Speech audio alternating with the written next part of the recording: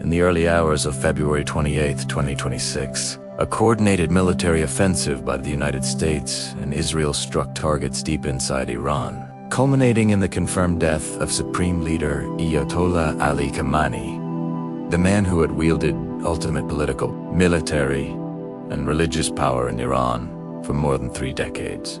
This moment does not stand alone. It is the latest, most dramatic peak in a historical arc of conflict stretching back nearly a century, shaped by revolutions, wars, alliances, and rivalries that have defined the modern Middle East. Over the next 2 hours, we will trace that arc step by step, from the end of colonial empires to the rise of Iran's Islamic Republic, from the birth of the State of Israel to the fragile and shifting relationships between Tehran, Jerusalem, and Washington. We will see how strategic choices, ideological commitments, and regional rivalries hardened over time into the conflicts we witness today. How did former strategic partners become entrenched adversaries whose clashes now threaten to engulf an entire region? What events made direct confrontation between these powers almost inevitable? Before we begin, remember to like and subscribe so you don't miss this full chronological narrative, told literally and factually. And in the comments, share where you're watching from.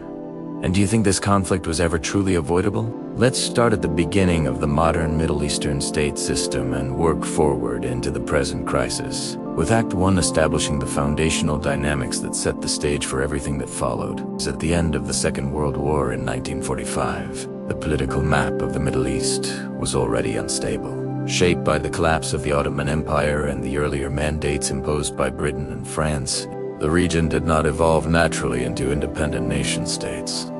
Instead, its borders were drawn through diplomatic agreements, such as the 1916 Sykes-Picot Agreement and later League of Nations mandates.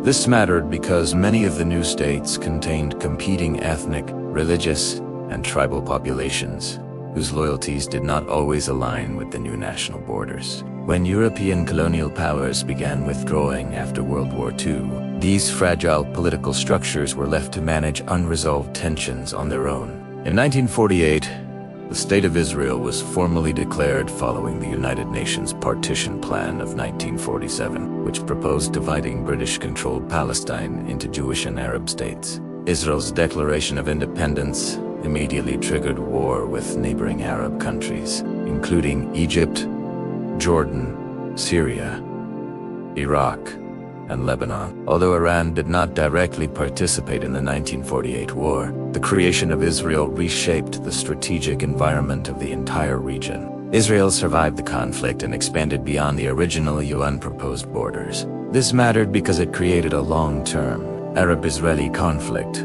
that would influence every major regional alliance for decades, including how Iran would position itself in later years. During this early Cold War period, the United States began increasing its influence in the Middle East, partly to counter Soviet expansion and partly to secure access to oil resources. Iran, under Shah Mohammad Reza Pahlavi, became a key American ally. In 1953, after Prime Minister Mohammad Mossadegh nationalized Iran's oil industry, the CIA and British intelligence supported a coup that restored the Shah's authority. This event deeply shaped Iranian political memory.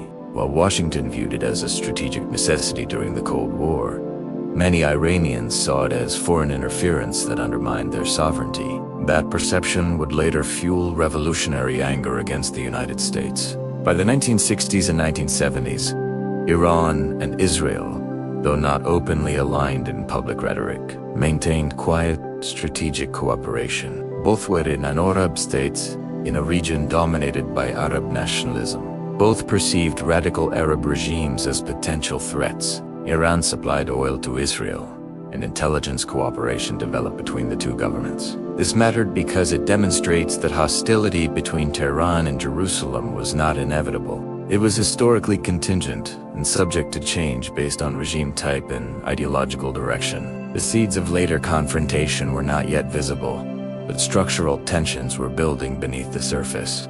The turning point came in 1979 with the Iranian Revolution. Mass demonstrations against Shah Mohammad Reza Pahlavi escalated throughout 1978, fueled by economic inequality, resentment toward political repression enforced by the Savak Security Service, and growing influence from clerical networks led by Ayatollah Ruhollah Khomeini. When the Shah left Iran in January 1979 and Khomeini returned from exile in February, the political system collapsed rapidly. Wheaton Moan's Iran transitioned from a secular monarchy closely aligned with the United States into an Islamic republic structured around the doctrine of Vilayat-e-Faqih, granting ultimate authority to a supreme leader. This mattered because Iran's foreign policy was no longer guided primarily by strategic pragmatism, but by an ideological framework that framed the United States as a corrupting external power and Israel as an illegitimate state. In November 1979, Iranian students seized the U.S. Embassy in Tehran, holding 52 American diplomats hostage for 444 days. The crisis dominated global headlines and severed diplomatic relations between Washington and Tehran permanently. From the American perspective, the hostage crisis demonstrated that the new Iranian leadership was willing to violate diplomatic norms and challenge U.S. influence directly. From Tehran's perspective, the embassy symbolized decades of interference, particularly the CIA-backed 1953 coup that had strengthened the Shah's rule. This confrontation institutionalized hostility. Economic sanctions began. Military planning shifted. Political rhetoric hardened. The relationship between the United States and Iran moved from strained alliance to open adversarial posture. At the same time, Iran ended its quiet cooperation with Israel. The Islamic Republic adopted an official position rejecting Israel's legitimacy and began supporting Palestinian factions opposed to Israeli policies. This was not symbolic rhetoric alone. Over the following years, Iran developed relationships with emerging militant groups, particularly in Lebanon. In 1982, amid Israel's invasion of southern Lebanon, Iranian Revolutionary Guard units deployed to the Bekaa Valley, contributing to the formation of Hezbollah. This mattered because it established a long-term proxy dynamic. Iran would challenge Israel indirectly through allied non-state actors rather than conventional war. That strategic method would define much of the confrontation for decades. By 1980, the Middle East had shifted from a Cold War alignment structure to a layered rivalry system involving ideology, religion, proxy warfare, and superpower intervention. The United States now viewed Iran as a destabilizing force. Israel viewed Iran as a long-term existential threat. Iran viewed both as central adversaries in its revolutionary narrative. These positions were not temporary diplomatic disagreements. They became institutionalized doctrines, embedded in military planning and political identity.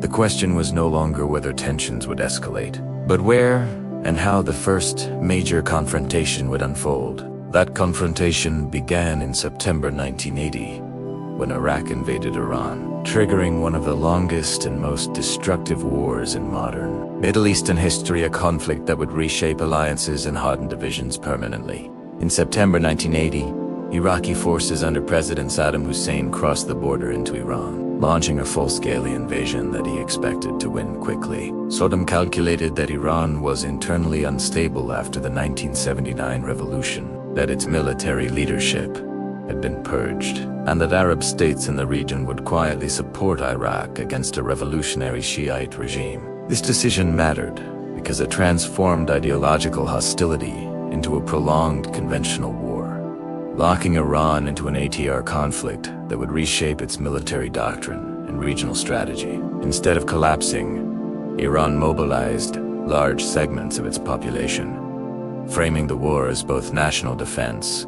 and religious duty, which consolidated the Islamic Republic's authority internally. The war quickly became one of attrition rather than maneuver. Iraq initially seized territory in southwestern Iran, including areas near Khuzestan's oil fields.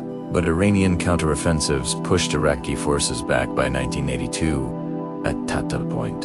Iran faced a strategic decision: accept a ceasefire after expelling Iraqi troops or continue fighting to weaken Saddam Hussein's regime. Tehran chose to continue the war, aiming to destabilize Baghdad and potentially export revolutionary influence into Iraq's Shiite population. This mattered because the decision prolonged the conflict and deepened Iran's economic and military exhaustion, while also signaling that revolutionary objectives could override purely defensive goals. During the conflict, regional and global powers recalibrated their positions. The United States, still hostile to Tehran after the hostage crisis, gradually tilted toward Iraq. Though not through formal alliance, Washington removed Iraq from its list of state sponsors of terrorism in 1982 and provided intelligence support during later stages of the war. At the same time, the U.S. maintained a complex and sometimes contradictory approach, including the Iran-Contra affair, in which American officials secretly facilitated arms transfers to Iran in exchange for hostages held by Hezbollah groups in Lebanon. This mattered because it demonstrated that geopolitical calculations could override public rhetoric, and it reinforced Iranian suspicions that major powers manipulated regional conflicts for strategic leverage. Israel, meanwhile, viewed Saddam Hussein's Iraq as a significant threat due to its military capabilities and hostile rhetoric. In 1981, before the full escalation of the Iran-Iraq War, Israel conducted Operation Opera, destroying Iraq's Asyric nuclear reactor in a preemptive airstrike. This action reflected Israel's long-standing doctrine of preventing regional adversaries from acquiring advanced strategic capabilities. During the early years of the Iran-Iraq War, Israel quietly supplied limited arms to Iran, calculating that a prolonged conflict would weaken both states and prevent Iraq from emerging as a dominant military power. This mattered because it illustrates how alliances during this period were pragmatic rather than ideological, even as public hostility intensified. As the war dragged on, it expanded beyond land battles. The so-called tanker war phase in the mid-1980s targeted oil shipments in the Persian Gulf, threatening global energy markets. The United States increased its naval presence in the Gulf to protect shipping lanes, leading to direct clashes with Iranian forces, including Operation Praying Mantis in 1988, during which U.S. forces destroyed significant portions of Iran's naval assets. These confrontations marked the first direct military engagements between the United States and Iran since the revolution, solidifying open hostility at the operational level. By the time a unbrokered ceasefire took effect in August 1988, neither side had achieved a decisive victory. The war left hundreds of thousands dead and devastated infrastructure on both sides. More importantly, it transformed Iran's strategic doctrine. Tehran concluded that conventional warfare against better-equipped adversaries was costly and uncertain. As a result, it began investing more heavily in asymmetric tools, missile development, proxy networks, and regional influence operations. This strategic shift would define the next phase of confrontation with both Israel and the United States. The war had ended, but its consequences were only beginning to shape the region's next cycle of escalation. When the Iran-Iraq War ended in 1988, Iran faced economic exhaustion, damaged infrastructure, and international isolation. However, the conflict had also clarified one critical lesson for Tehran's leadership. Direct, conventional war against regional rivals and superpower-backed states was costly and strategically limiting. As a result, Iran accelerated investment in asymmetric capabilities, focusing on proxy networks, missile programs, and ideological partnerships that could project power without requiring large-scale troop deployments. This mattered because it marked a structural transformation in Iran's military doctrine, one that would define its confrontation with Israel and the United States.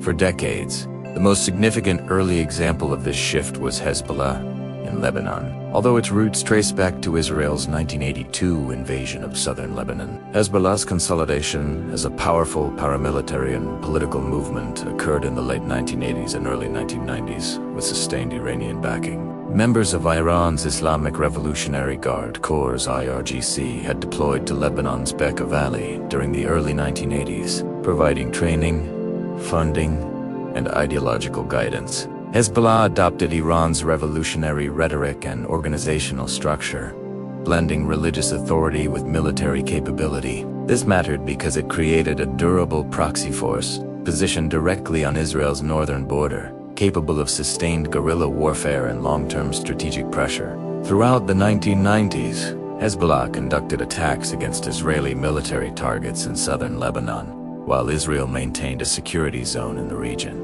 The conflict remained relatively contained, but persistent. Hezbollah's strategy relied on attrition, small-scale operations designed to increase the cost of Israel's continued presence. In 2000, after years of mounting casualties and domestic pressure, Israel withdrew its forces from southern Lebanon. Hezbollah framed the withdrawal as a victory, strengthening its legitimacy both inside Lebanon and across parts of the Arab world. This mattered because it reinforced Iran's belief that indirect confrontation through proxies could yield tangible strategic results without triggering full-scale conventional war. At the same time, Iran expanded relationships with Palestinian groups opposed to Israel, including Hamas and Palestinian Islamic Jihad. Although Hamas is a Sunni Islamist organization and Iran is a Shiite-led state, shared opposition to Israel created pragmatic cooperation. Financial support, weapons, transfers, and training programs contributed to the militarization of Gaza-based factions. This broadened Iran's capacity to pressure Israel from multiple fronts. The strategic logic was clear. Instead of confronting Israel directly, Iran would surround it with allied non-state actors capable of launching rocket attacks, conducting cross-border operations, and shaping regional narratives. This layered deterrence model complicated Israel's security calculations and increased the likelihood of recurring limited conflicts. Meanwhile, the United States deepened its military presence in the Persian Gulf following the 1991 Gulf War, when a US-led coalition expelled Iraqi forces from Kuwait. Although Iran had remained officially neutral during that conflict, the expanded American footprint in the Gulf heightened Tehran's concerns. US bases in Saudi Arabia, Bahrain, and other Gulf states placed American forces within operational range of Iranian territory. This mattered because Iran increasingly viewed US military infrastructure as both a containment strategy and a potential launch platform for regime change operations. The perception of encirclement reinforced Iran's commitment to missile development and proxy networks as strategic counterweights. By the late 1990s, a new pattern had solidified. Israel and Iran were not fighting each other directly, but their confrontation was active through Lebanon and Gaza. The United States was not in open war with Iran, but tensions persisted through sanctions, naval patrols, and periodic crises. The conflict had shifted from large-scale state-to-state warfare to a complex web of indirect engagements, deterrence calculations, and political messaging. This structure would remain in place until a new external shock disrupted the balance. That shock came in 2003, when the United States invaded Iraq, a decision that would unexpectedly expand Iran's regional influence and set the stage for a far more volatile Middle East. In March 2003, the United States launched a full-scale invasion of Iraq, removing Saddam Hussein's regime within weeks. The official justification centered on alleged weapons of mass destruction and links to terrorism, though those claims were later discredited.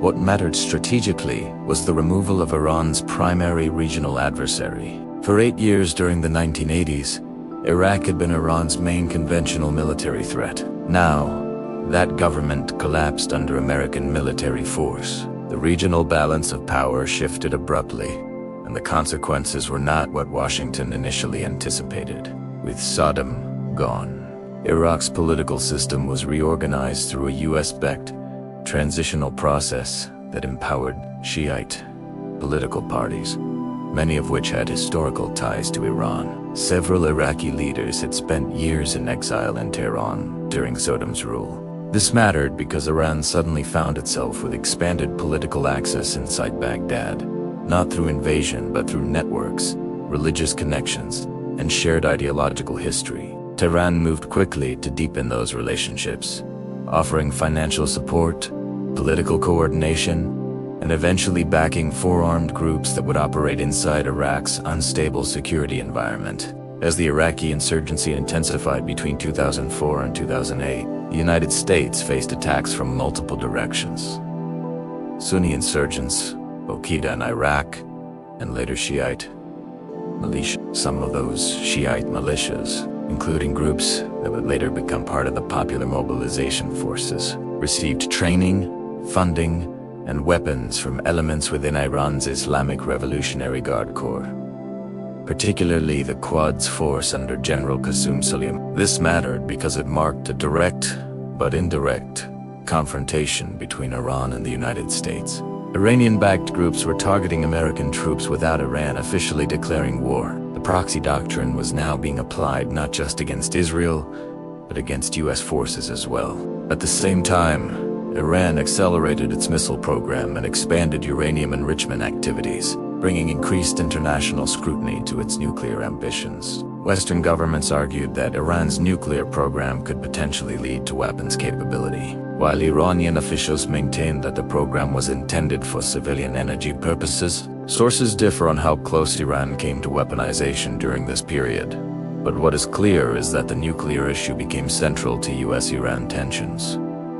Sanctions intensified, diplomatic negotiations stalled and resumed repeatedly. Israel, viewing a potential Iranian nuclear capability as an existential threat, publicly and privately pushed for stronger international action. The 2006 war between Israel and Hezbollah further illustrated how interconnected these dynamics had become. After Hezbollah captured Israeli soldiers in a cross-border raid, Israel launched a large-scale military response in Lebanon. The conflict lasted 34 days and caused significant destruction in Lebanese infrastructure. Hezbollah's ability to sustain rocket fire into northern Israel, despite heavy Israeli bombardment, reinforced the effectiveness of Iran's proxy investment. This mattered because it demonstrated that Israel now faced a hardened, missile-equipped non-state actor with external backing. The war ended without a decisive victory, but it signaled that future confrontations would likely be more destructive and technologically advanced.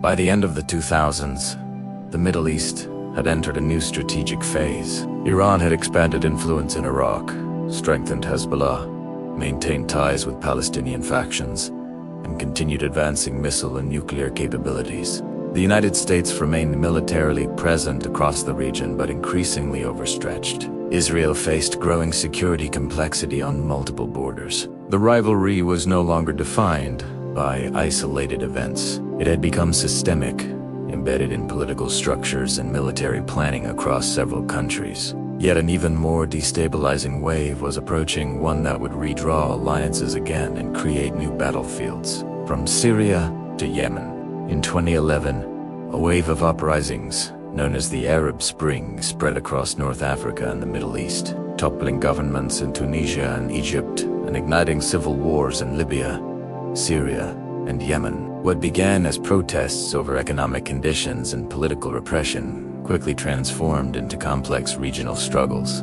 For Iran, Israel, and the United States, these upheavals were not distant events. They altered the strategic landscape directly. This mattered because fragile states became arenas where existing rivalries could expand without formal declarations of war, accelerating the proxy model that had already taken shape in Lebanon and Iraq. Syria became the central battlefield. When protests against President Bashar al-Assad escalated into armed conflict, Iran made a decisive calculation. Preserving Assad's government was critical to maintaining its regional influence. Syria served as a logistical corridor linking Iran to Hezbollah in Lebanon. Losing Damascus would weaken that supply chain and reduce Iran's ability to project power toward Israel's northern border. As a result, Iran deployed advisors from the IRGC, mobilized allied militias from Iraq and Afghanistan, and coordinated closely with Hezbollah fighters who entered Syria to support Assad's forces.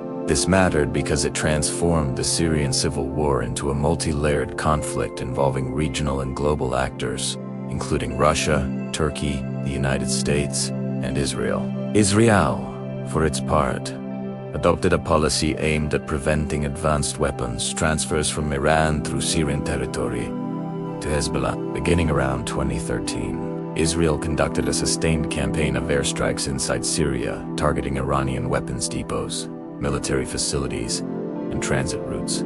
Although Israel avoided direct confrontation with Syrian government forces when possible, it made clear that permanent Iranian military infrastructure near its borders would not be tolerated. This low-intensity but persistent aerial campaign marked a new phase.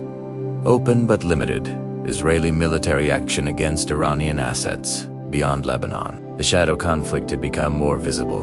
Meanwhile, Yemen descended into civil war after Houthi rebels took control of the capital, Sana'a, in 2014.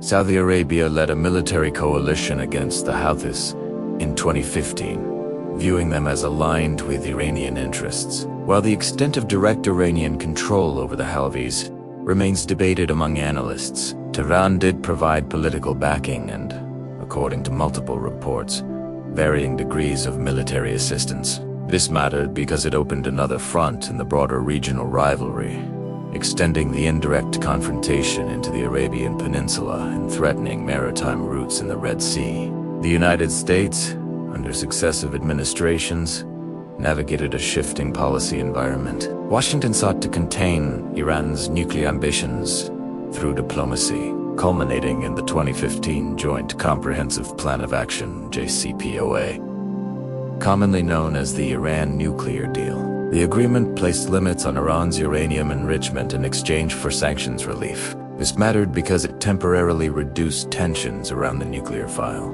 even as proxy conflicts continued elsewhere. However, the deal faced strong opposition from Israel and from political factions within the United States. In 2018, the US withdrew from the agreement and reinstated sanctions, reigniting economic pressure on Tehran and escalating regional uncertainty.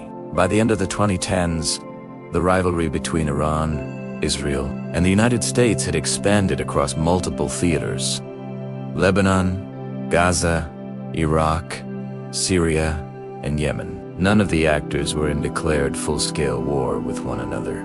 Yet their forces, allies, and proxies were engaged in ongoing confrontations. The structure of conflict had become decentralized, layered, and volatile. A single incident in one country could ripple across several others, increasing the risk of direct escalation. The stage was now set for the next transformation, one driven by nuclear tensions, targeted assassinations, cyber operations, and increasingly open strikes that would bring the confrontation closer to direct war. By the early 2010s, Iran's nuclear program had become the central axis of international tension. Western intelligence agencies assessed that Iran had expanded its uranium enrichment capacity significantly, installing advanced centrifuges and accumulating enriched material beyond levels required for civilian energy production. Iranian officials maintained that their program was lawful under the Nuclear Non-Proliferation Treaty and intended for peaceful purposes. This disagreement mattered because the nuclear issue elevated the conflict beyond regional proxy warfare into a potential strategic shift in the balance of power. If Iran were to acquire nuclear weapons capability, Israel's security doctrine and U.S. regional policy would require fundamental recalculation. In response to mounting pressure, negotiations intensified between Iran and the P5+1 powers. The United States, United Kingdom, France, Russia, China, and Germany. These talks culminated in the 2015 Joint Comprehensive Plan of Action, JC. Under the agreement, Iran accepted strict limitations on uranium enrichment levels, reduced its stockpile of enriched uranium, dismantled portions of its centrifuge infrastructure, and allowed expanded inspections by the International Atomic Energy Agency. In exchange, economic sanctions were lifted, releasing billions of dollars in frozen assets and allowing Iran greater access to global markets. This mattered because it temporarily slowed Iran's nuclear program and reduced immediate fears of weaponization, creating a brief period of diplomatic stabilization. However, the agreement faced opposition from multiple directions. Israel's government argued that the deal did not eliminate Iran's long-term nuclear ambitions and failed to address ballistic missile development or regional proxy activities. Critics within the United States contended that the sunset clauses in the agreement would eventually allow Iran to resume expanded enrichment legally. Supporters countered that the deal imposed unprecedented transparency and bought time. The disagreement was not merely political. It reflected fundamentally different assessments of risk management. Was temporary constraint preferable to immediate confrontation? In 2018, the United States formally withdrew from the JCPOA and reinstated comprehensive sanctions against Iran. This decision marked a major inflection point. Economic pressure intensified, severely restricting Iran's oil exports and access to international banking systems. In response, Iran gradually reduced its compliance with the agreement, increasing enrichment levels and expanding centrifuge operations beyond the original limits. This cycle of action and reaction mattered because it dismantled the primary diplomatic framework, managing the nuclear dispute, reintroducing uncertainty into an already volatile region. At the same time, covert conflict intensified. Israel reportedly conducted sabotage operations targeting Iranian nuclear facilities, including cyber operations and explosions at enrichment sites. Iran, in turn, was accused of cyber intrusions targeting Israeli infrastructure. Though many details remain classified or disputed, the pattern was clear.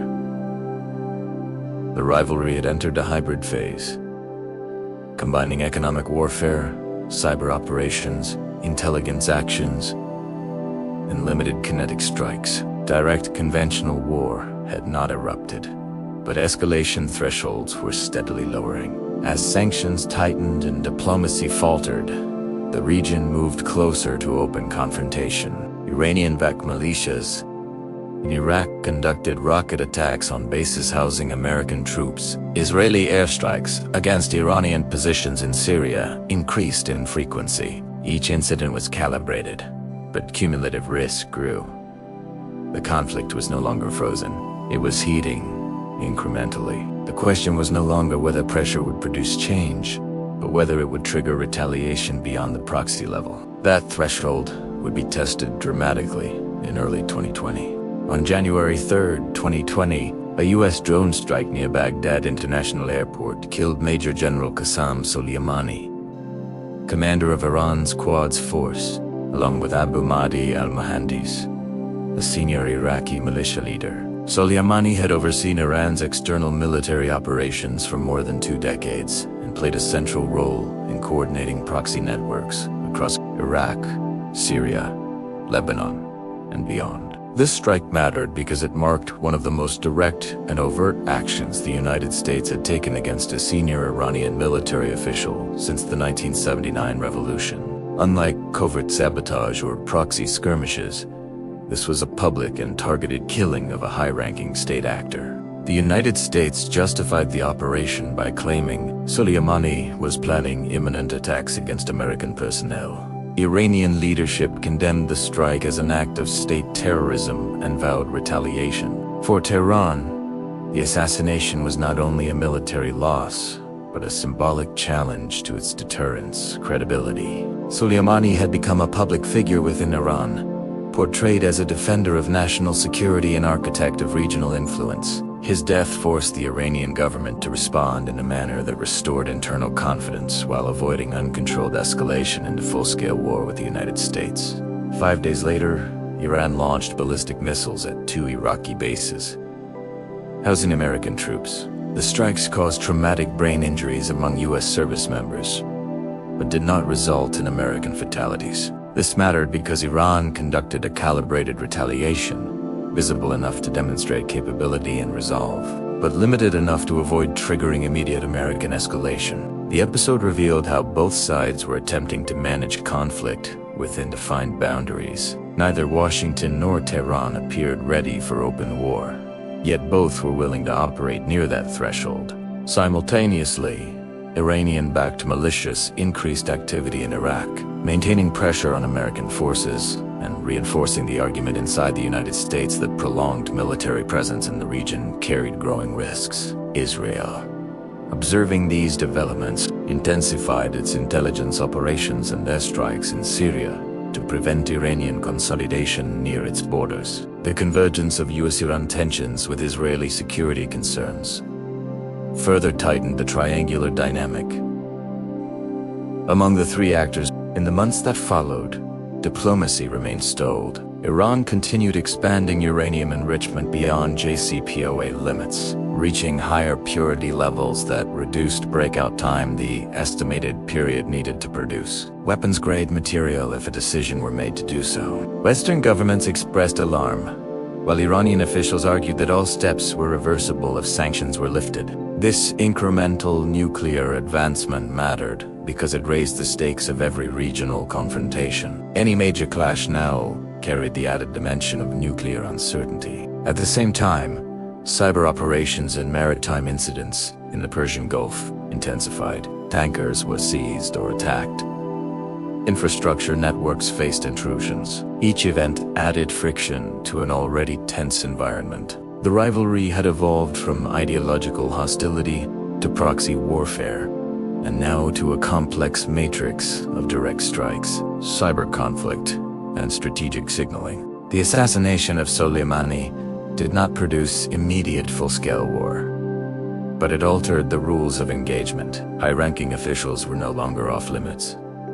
Direct military action between the United States and Iran was no longer hypothetical. The escalation ladder had new rungs. What followed would test whether deterrence still held, or whether the region was moving toward a more dangerous phase involving sustained strikes and increasingly open confrontation. After the killing of Qassem Soleimani in 2020, the structure of confrontation shifted again. While neither the United States nor Iran declared formal war, the frequency and visibility of direct exchanges increased. Iranian-backed militias in Iraq continued rocket and drone attacks against facilities hosting U.S. personnel.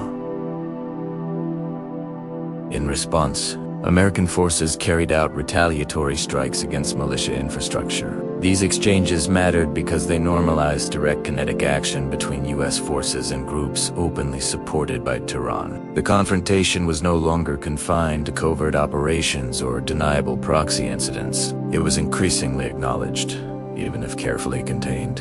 Israel simultaneously expanded its campaign against Iranian entrenchment in Syria. Israeli officials publicly stated that they would not allow Iran to establish permanent military infrastructure near the Golan Heights. Airstrikes targeted weapons, convoys, drone facilities, and IRGC-linked sites. Iran responded indirectly, primarily through Hezbollah or through drone and missile development efforts that increased pressure on Israel's borders. This pattern reflected a calculated balance. Israel aimed to degrade Iranian capabilities without triggering total war. Iran sought to preserve deterrence and avoid direct Israeli strikes on its own territory. However, the geographic distance that once insulated Iranian soil from Israeli air power was narrowing as capabilities evolved. Meanwhile, Iran's nuclear program continued advancing. Enrichment levels reached thresholds far beyond those permitted under the 2015 agreement, and inspections became more limited after diplomatic channels deteriorated. Western intelligence agencies assessed that Iran had significantly reduced its nuclear breakout time, though Tehran continued to deny any intention to build a weapon. This mattered because the nuclear file intensified every other dimension of rivalry. Israel's long-standing doctrine of preemptive action against perceived existential threats remained in place, and U.S. policymakers debated whether containment or confrontation would be more effective in preventing nuclear weaponization. Cyber operations also became more overt. Israeli-linked cyber activity reportedly targeted Iranian nuclear infrastructure, while Iranian cyber units were accused of attacking Israeli water systems and civilian networks. These incidents rarely resulted in large-scale casualties, but they demonstrated expanding technical capability and lowered thresholds for conflict in non-traditional domains. The battlefield was no longer confined to land, sea, or air. It included digital infrastructure critical to modern economies. By the early 2020s, the cumulative effect of these actions was strategic fatigue across the region. Sanctions strained Iran's economy. Israeli security planning grew more complex as missile ranges increased. American domestic debate intensified over long-term military commitments in the Middle East. Yet despite fatigue escalation pressures continued to build. Drone technologies became cheaper and more accessible. Precision-guided munitions spread among non-state actors. Deterrence calculations grew more fragile because smaller incidents could now produce disproportionate political reactions. The rivalry had evolved into what analysts increasingly described as a shadow war conducted in public view. Each actor tested limits while attempting to avoid crossing red lines that would trigger uncontrollable escalation. But shadow wars carry inherent instability. Miscalculation, technical error, or domestic political pressure can rapidly convert calibrated signaling into broader conflict. By the mid-2020s, that risk began to materialize in more direct exchanges between Israel and Iran. Not through intermediaries, but through strikes attributed openly to state actors. The distance between proxy confrontation and direct war was shrinking. The next phase would determine whether the long pattern of controlled escalation could still hold. By the mid-2020s, the pattern that had defined confrontation for decades began to change in a measurable way. What had once been indirect, deniable, or conducted through proxies increasingly became direct and openly attributed. Israeli officials signaled more explicitly that they would act against Iranian assets wherever necessary, including inside Iranian territory if strategic thresholds were crossed. At the same time, Iranian leadership warned that any attack on its nuclear facilities or senior officials would trigger retaliation, not through proxies alone, but directly. This mattered because the doctrine of plausible deniability, a stabilizing factor in earlier phases, was eroding. A turning point came when a series of targeted strikes were conducted against Iranian military infrastructure tied to missile production and air defense systems. While some operations were not officially acknowledged, the attribution was widely understood. Iranian leadership framed these actions as acts of aggression requiring response. Unlike previous decades, retaliation did not rely solely on allied militias. Iran launched direct missile and drone strikes toward Israeli territory in calibrated waves, testing interception systems and signaling capability. Israel responded with counterstrikes targeting launch sites and command centers. For the first time, exchanges were openly state-to-state, even if still limited in scope. The conflict had crossed a psychological threshold. The United States found itself increasingly drawn into the equation. American forces in the region were placed on heightened alert as tensions escalated. Naval assets repositioned in the Persian Gulf and Eastern Mediterranean. Public statements from Washington emphasized deterrence and protection of allies, but they also warned Tehran against expanding the confrontation. This mattered because U.S. involvement transformed bilateral Israeli-Iran exchanges into a triangular strategic crisis. Any direct strike that harmed American personnel or assets risked triggering a broader military response.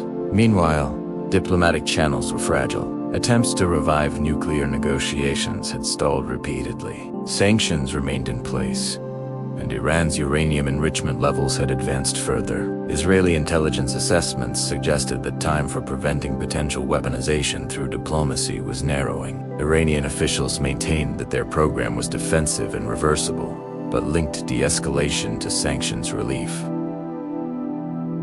The standoff became compressed in both time and tolerance. Each side believed delay could weaken its position. Technological evolution further destabilized deterrence. Long-range, precision missiles, swarm drones, and cyber capabilities allowed strikes to be launched quickly and with plausible justification as defensive responses. Defense systems intercepted many projectiles, but not all. Even limited casualties amplified political pressure domestically within each country. Leaders were forced to balance restraint with credibility. This mattered because public opinion and internal legitimacy became active variables in escalation management. As incidents accumulated, the region entered a phase analysts described as controlled volatility.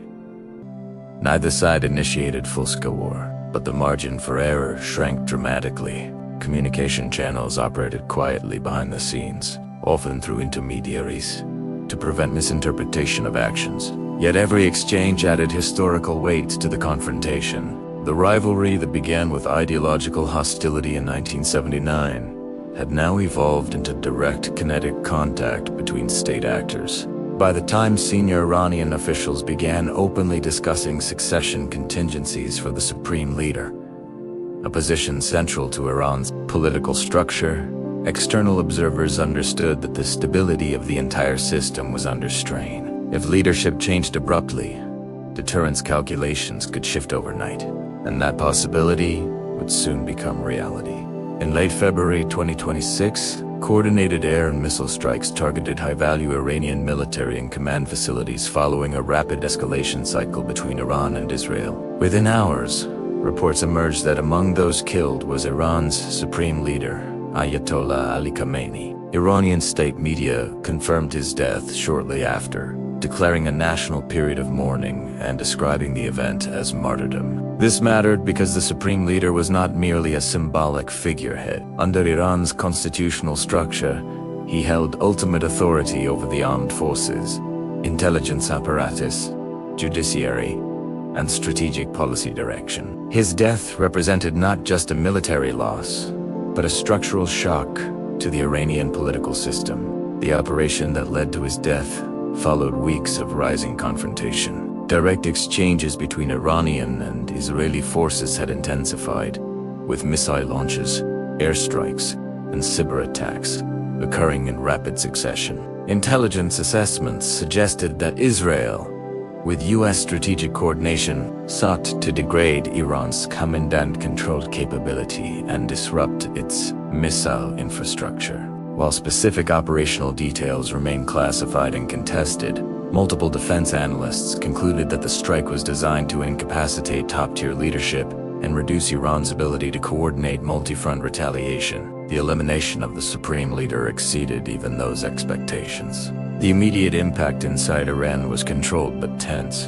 The Assembly of Experts, the clerical body constitutionally responsible for selecting the supreme leader, convened under emergency procedures. Senior officials from the Islamic Revolutionary Guard Corps moved quickly to secure key infrastructure and prevent instability. This mattered because Iran's leadership transition mechanism, while defined on paper, had never been tested under conditions of sudden external attack. The regime's legitimacy relied heavily on continuity of authority. Any perception of fragmentation could invite both internal dissent and external pressure. International reaction was swift. Israel did not initially issue detailed public confirmation but maintained that it would continue operations against existential threats. The United States emphasized deterrence and regional stability, placing forces on elevated readiness across the Gulf Arab states, already concerned about escalation, called for restraint. Global markets responded immediately, with oil prices spiking amid fears of disruption in the Strait of Hormuz. This mattered because Iran's geographic position gives it leverage over one of the world's most critical maritime energy routes. Any instability in leadership increased uncertainty over how that leverage might be used. Within hours of confirmation, Iran launched retaliatory missile strikes toward Israeli military installations and signaled readiness to expand the scope of response. Air defense systems intercepted many incoming projectiles, but the exchange marked a decisive break from the previous pattern of indirect conflict. For decades, confrontation had escalated gradually through proxies and calibrated operations. Now, the elimination of the supreme leader introduced a new variable: succession under fire. The strategic question was immediate and severe. Would Iran's next leadership pursue consolidation and measured retaliation, or interpret the strike as justification for broad regional escalation? The answer depended not only on ideology, but on internal power dynamics between clerical authorities and military leadership. The regional order, already fragile, was entering uncharted territory. With the confirmation of Ayatollah Ali Khamenei's death, Iran entered a constitutional and political process that had long been discussed, but never activated under such circumstances. According to the Iranian constitution, the Assembly of Experts is responsible for selecting the supreme leader. In theory, the process is structured and procedural. In practice, it is influenced by a clerical hierarchy, Revolutionary Guard interests, internal factional balance, and strategic timing. This mattered because the transition would determine not only domestic authority but also Iran's immediate posture toward Israel and the United States. In the first days following the strike, public messaging from Tehran emphasized unity and continuity. Senior clerics issued statements, reinforcing institutional stability. The Islamic Revolutionary Guard Corps increased visible presence in key urban centers, not to suppress unrest immediately, but to signal control. Iran's political system blends religious authority and military power. The supreme leader traditionally serves as the bridge between those pillars. His sudden removal created a vacuum that required rapid coordination between them. Any visible disagreement could weaken deterrence at a critical moment.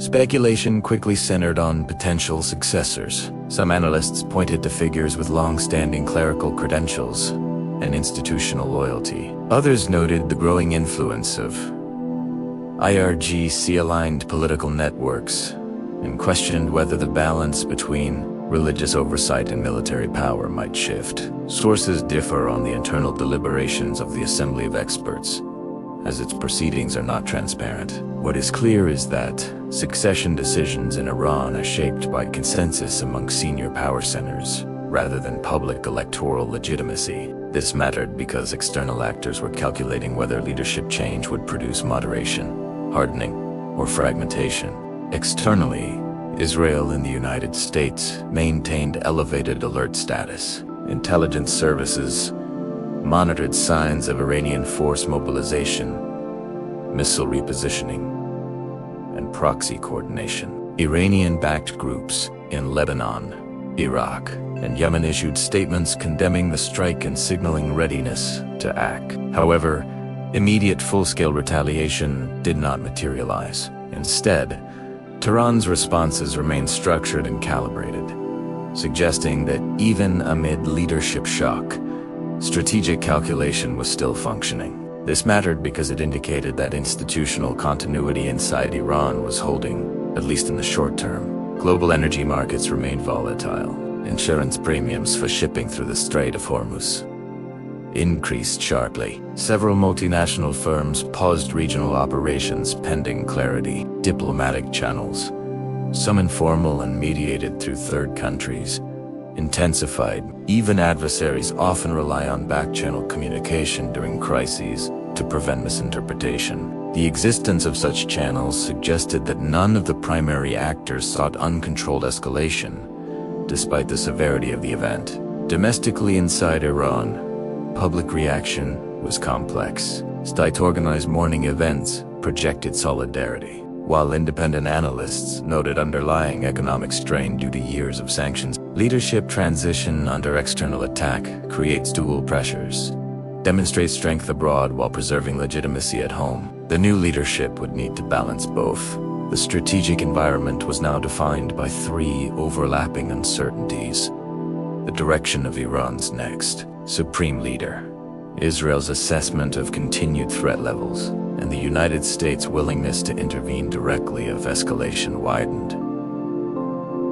Each actor was the next phase would depend on whether retaliation remained limited or expanded across multiple fronts simultaneously. In the weeks following the death of the supreme leader, the pattern of confrontation expanded geographically. Retaliatory strikes did not remain confined to a single exchange. Iranian forces launched additional missile and drone waves toward Israeli military infrastructure, some originating from Iranian territory and others from Allied positions in Syria and western Iraq. Israel responded with targeted air operations against missile storage facilities, radar installations, and IRGC-linked command nodes. This mattered because the conflict was no longer episodic. It was unfolding in phases, each calibrated but progressively broader. Hezbollah's posture in Lebanon became a central variable. While the organization initially limited its engagement to signaling operations near the border, pressure mounted internally and externally for a stronger response. Hezbollah had been built, trained, and financed in large part through Iranian support. The death of Iran's supreme leader created symbolic expectations of solidarity. However, full-scale war with Israel would carry devastating consequences for Lebanon's already fragile economy. reports indicated that Hezbollah leadership coordinated closely with Tehran before escalating beyond limited exchanges. This demonstrated that despite the emotional impact of the event, strategic discipline remained a factor. In Iraq, Iranian-aligned militias increased drone harassment against installations hosting American personnel. The United States conducted defensive interceptions and selective retaliatory strikes, careful to avoid actions that would appear as direct attacks on the Iranian state itself. This triangular dynamic mattered because escalation in Iraq could quickly draw the United States into broader confrontation. Even if Israel-Iran exchanges remained geographically separate, every theater was now interconnected. A strike in Syria could influence militia behavior in Iraq, which in turn could alter U.S. rules of engagement. Meanwhile, maritime tensions intensified in the Persian Gulf and the Strait of Hormuz. Iranian naval units conducted maneuvers near commercial shipping routes, and several vessels reported GPS interference. Although no large-scale blockade occurred, the signaling was unmistakable. Iran retains the capability to disrupt global energy flows through asymmetric naval tactics, including fast attack, craft, and anti-ship missiles positioned along its coastline. This mattered because economic pressure can function as strategic leverage. A spike in global oil prices increases diplomatic urgency and alters calculations in Western capitals. Israel's defense establishment faced simultaneous operational demands: intercept incoming projectiles, strike launch sites, and prepare for potential northern front escalation involving Hezbollah's extensive rocket arsenal. Israeli leadership publicly reiterated that any attempt to overwhelm air defense systems would result in expanded strikes deeper into adversary territory. For the first time, discussions in policy circles openly referenced sustained state-to-state conflict rather than proxy containment. The language shift reflected reality.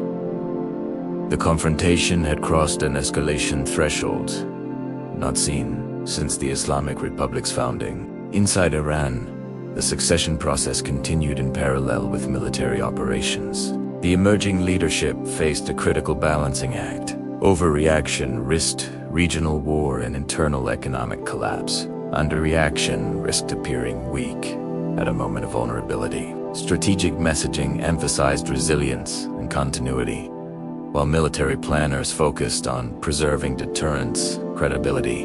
Baptista's the conflict had transformed from structured shadow war into managed but open confrontation across air, land, cyber, and maritime domains. The system had not collapsed into total war, but the margin for miscalculation had narrowed significantly. The next phase would determine whether escalation plateaued or expanded into direct, sustained engagement between Iran, Israel, and potentially the United States.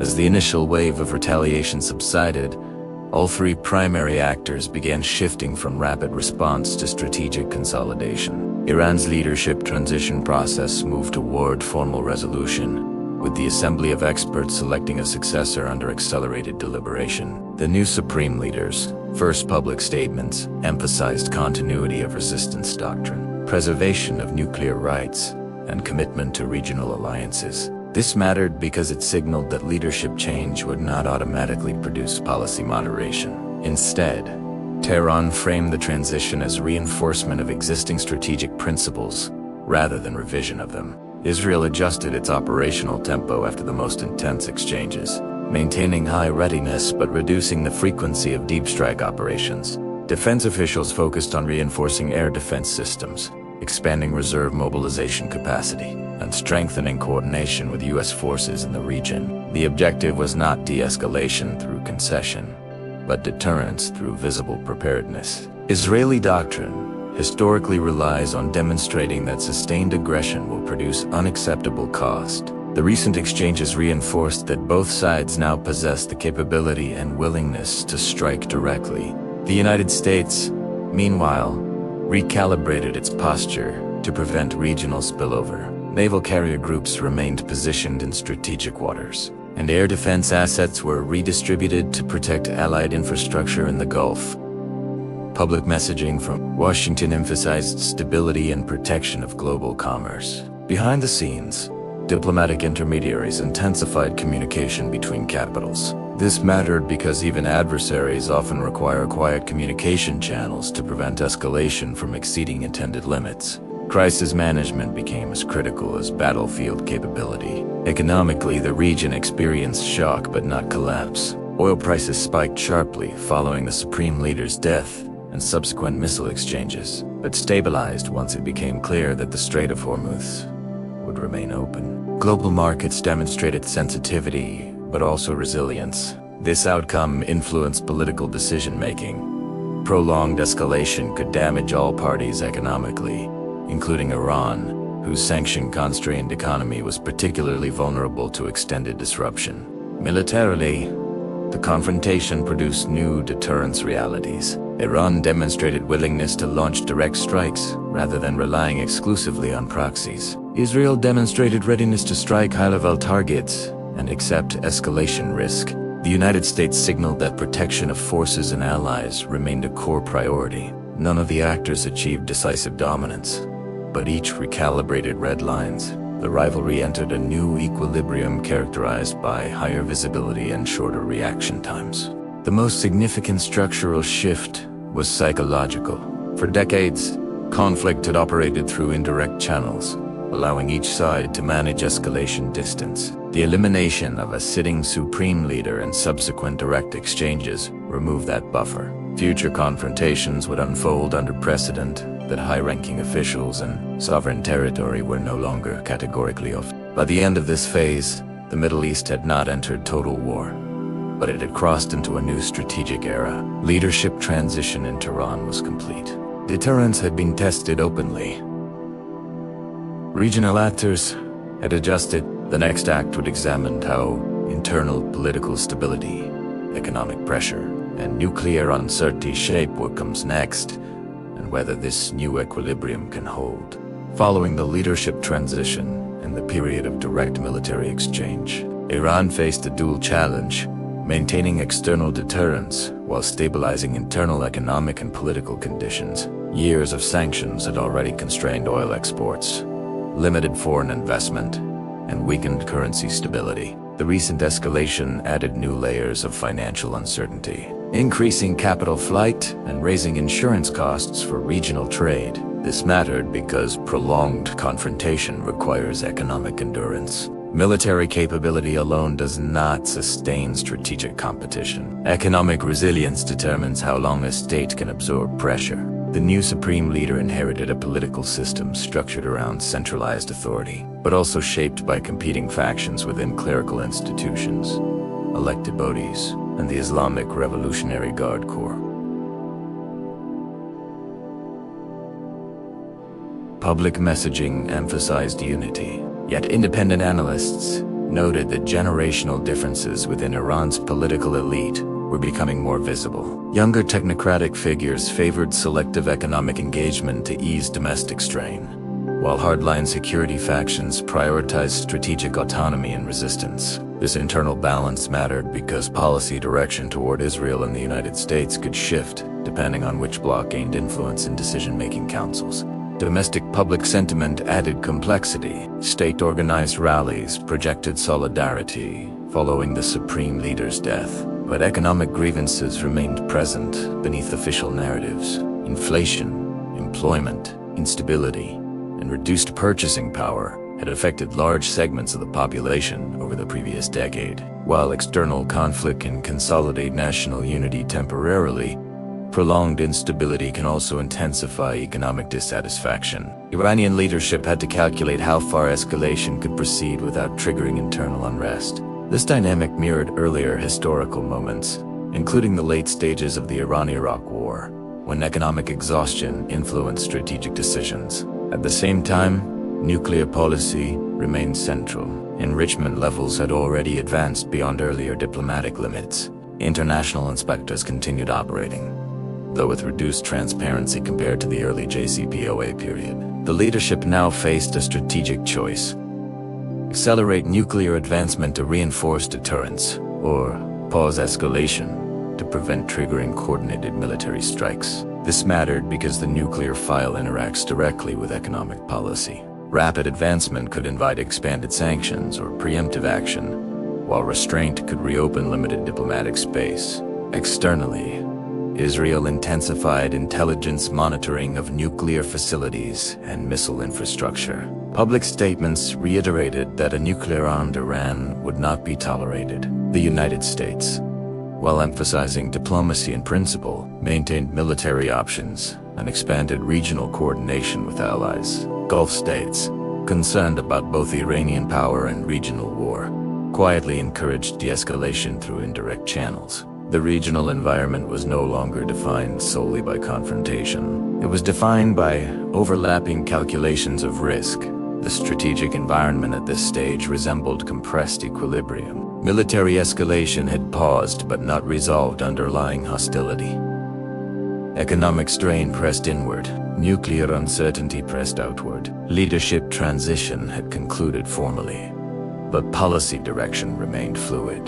The next phase would test whether internal pressures would moderate external posture or drive Iran toward firmer strategic interest. As Iran stabilized its leadership structure, attention returned sharply to the nuclear file, which had never disappeared from strategic calculations but now carried greater urgency. Enrichment levels had already reached percentages that significantly reduced breakout time. The estimated period required to produce weapons-grade uranium, if a political decision were made. While Iranian officials continued to state that no such decision had been taken, the technical capability had advanced steadily.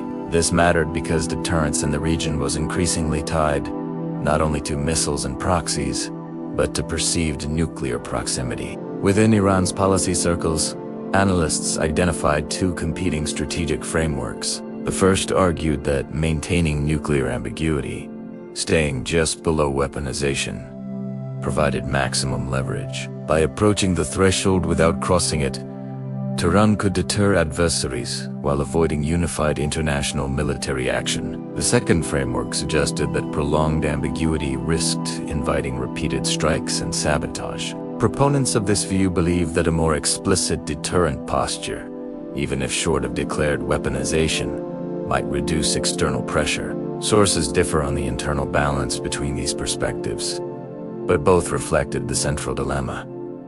Capability without declaration creates instability as much as security. Israel monitored developments closely, integrating satellite imagery, cyber intelligence, and human sources to assess nuclear progress. Israeli doctrine, shaped by past operations such as the 1981 strike on Iraq's Asyrak reactor and later actions in Syria, emphasizes preemption when existential risk is perceived as imminent. However, the complexity of Iran's nuclear infrastructure, dispersed, hardened, and partially underground, made any potential strike far more complicated than previous cases. This mattered because the cost and uncertainty of military action were high, yet the perceived cost of inaction could be higher in Israeli strategic planning. The United States faced its own internal debate. Some policymakers argued for renewed diplomatic engagement to freeze enrichment at current levels,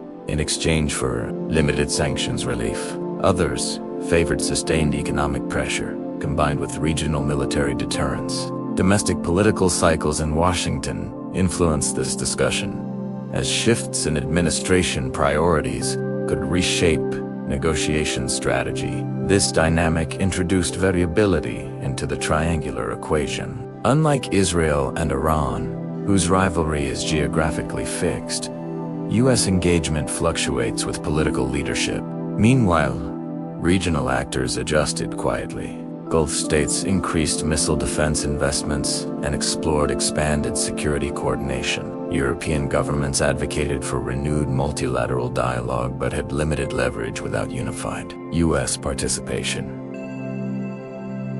Russia and China, maintaining their own strategic interests, called for stability while navigating broader global competition with Washington. The nuclear question had become global, not merely regional. Iran's leadership calculated timing carefully. Accelerating enrichment could consolidate hardline support domestically and reinforce deterrence. Slowing enrichment could open narrow diplomatic windows and ease economic strain. Either path carried risk. The decision would influence whether the current equilibrium hardened into long-term standoff, or tip toward preventive action. The Middle East was operating under compressed timelines. Technological capability, economic pressure, and political uncertainty intersected. The nuclear threshold was no longer theoretical. It was measurable and monitored daily. The next development would not emerge from ideology alone, but from how each side interpreted the other's tolerance for risk. As nuclear uncertainty intensified, another structural change began reshaping the regional landscape. The reconfiguration of alliances. Over the previous decade, several Arab states had gradually expanded quiet coordination with Israel, driven less by ideology and more by shared concern over Iranian regional influence. Intelligence sharing, missile defense cooperation, and diplomatic normalization agreements altered a long-standing regional pattern in which Israel had been diplomatically isolated from much of the Arab world. This mattered because Iran's strategic environment was no longer defined solely by bilateral rivalry with Israel or the United States, but by a broader alignment pattern that reduced its room for maneuver. The normalization agreements signed in the early 2020s between Israel and certain Gulf and North African states formalized what had already been developing informally. Security coordination focused on countering missile threats and drone proliferation. Joint military exercises, integrated radar systems, and information exchange increased regional interoperability. While these states did not seek open war with Iran, they were increasingly concerned about ballistic missile range and proxy networks operating near their borders. This mattered because it introduced a layered deterrence architecture. An Israeli strike might now be supported by shared early warning systems across multiple countries. Iran responded by deepening ties with non-state actors and by strengthening bilateral relations with governments outside the Western orbit. Strategic partnerships with Russia and China expanded in economic and defense sectors, including energy agreements and arms discussions. Although these relationships did not constitute formal military alliances in the traditional sense, they provided diplomatic cover and alternative economic channels amid sanctions. This mattered because it partially mitigated isolation and reduced the effectiveness of unilateral pressure campaigns. At the same time, the internal debate within Gulf states was complex. While some policymakers favored firm alignment with Israel and the United States, others remained cautious about provoking Iran directly, given geographic proximity and shared maritime routes. This balancing act created a nuanced environment rather than a rigid block system. Regional actors sought deterrence without becoming primary battlegrounds. Infrastructure investments in air defense and cybersecurity reflected defensive orientation rather than offensive posture. Israel interpreted these shifts as strategic validation of its long-standing argument that Iran represented a systemic regional threat rather than a localized adversary. However, Israeli planners also recognized that broader alignment increased the stakes of escalation. Any large-scale Israeli-Iranian confrontation could draw additional actors into operational theaters, even if unintentionally. The alliance shift created strength, but it also created exposure. For the United States, regional alignment offered burden-sharing opportunities. Cooperative air defense systems reduced reliance on exclusively American assets. Yet Washington also faced strategic overstretch globally, balancing commitments in Europe and this introduced uncertainty into long-term Middle Eastern posture. Partners sought reassurance that U.S. security guarantees would remain credible.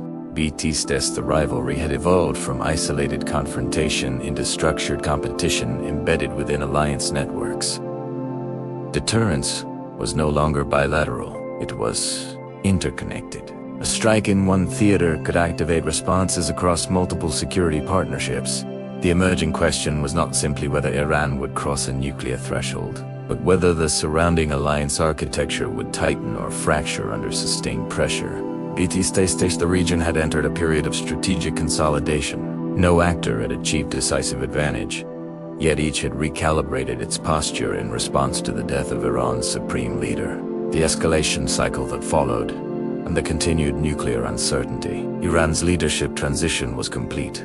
Its alliance networks remained active, and its nuclear program had advanced but stopped short of declared weaponization. Israel had demonstrated willingness to conduct deep and high-risk strikes while reinforcing regional coordination. The United States had repositioned forces and reinforced deterrence without committing to large-scale new deployments. The confrontation had stabilized, but at a higher baseline of tension. Inside Iran, economic strain continued to influence policy debates. Sanctions limited foreign investment, and inflation constrained long-term planning. The leadership recognized that indefinite escalation would deepen domestic pressure. At the same time, backing down visibly could weaken deterrence credibility. This balance mattered because Iran's strategy historically combines patience with calibrated pressure. Decisions are often measured in years rather than weeks. The leadership's immediate objective appeared to be preserving strategic ambiguity while avoiding moves that would justify a coordinated strike on nuclear facilities. Israel faced a parallel calculation. Intelligence monitoring continued at high intensity. Military planners updated strike contingencies, but policymakers were aware that a preventive operation against hardened nuclear sites could trigger sustained multi-front retaliation involving Hezbollah's rocket arsenal and other regional actors. Israeli doctrine emphasizes readiness, but it also weighs proportionality and long-term consequences. The recent exchanges demonstrated capability. The next decision would determine whether that capability would be exercised again at greater scale. The United States maintained its role as external stabilizer and potential escalator. Washington's strategic posture balanced three goals: preventing nuclear weaponization, protecting allies, and avoiding another prolonged regional war. Domestic political cycles influenced tone, but not the core interest in preventing large-scale conflict. Quiet diplomatic outreach through intermediaries explored whether limited confidence-building measures were possible, though public progress remained minimal. This dual-track approach, deterrence, combined with conditional diplomacy, reflected lessons from previous decades. Regionally, Gulf states strengthened defensive systems and economic diversification to reduce vulnerability. Energy markets adjusted to volatility by expanding alternative supply chains. The global economy proved capable of absorbing short-term shocks, reducing the immediate leverage of maritime disruption threats. This diminished, though did not eliminate, Iran's ability to influence global pricing through escalation signaling. At the close of this phase, the Middle East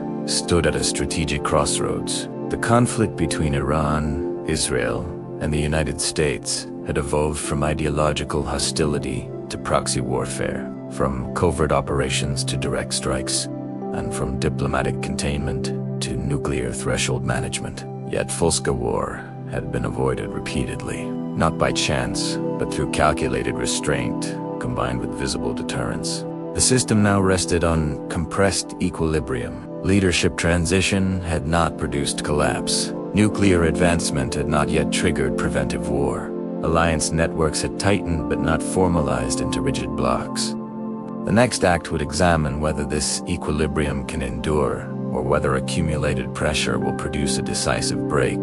By the time tensions stabilized at a higher baseline, military planners in Tehran, Jerusalem, and Washington were no longer preparing for isolated incidents, but for a possible multi-front regional conflict. This scenario had been studied for years in war simulations, but the death of Iran's supreme leader and subsequent direct exchanges made it more plausible than at any previous point since 1979. Defining feature of such a conflict would not be a single battlefield, but simultaneous engagement across several theaters: Lebanon, Syria, Iraq, the Persian Gulf, and potentially within Israeli and Iranian territory. This mattered because the complexity of coordination and escalation control would increase exponentially.